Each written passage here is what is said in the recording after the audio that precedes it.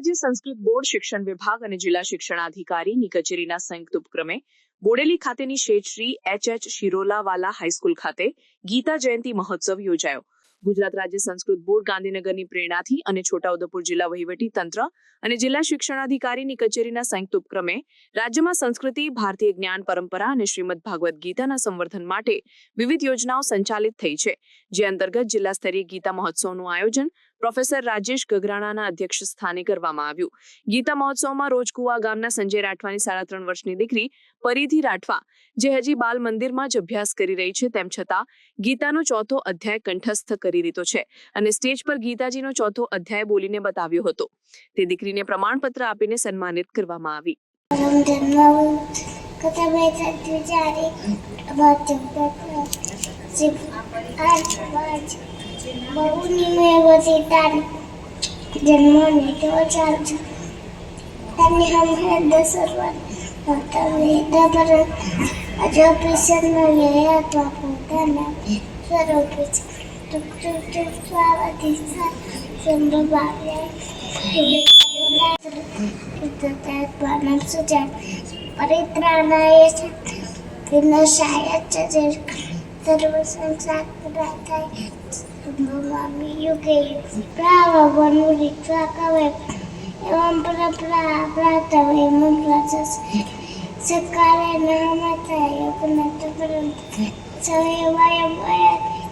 આજે ગુજરાત સરકાર શ્રી ગુજરાત સંસ્કૃત બોર્ડ દ્વારા પ્રેરિત જિલ્લા કક્ષાનો ગીતા મહોત્સવ બોડેલીની શેઠ એચ શિરોલાવાલા હાઈસ્કૂલમાં ભવ્ય રીતે ઉજવાયો।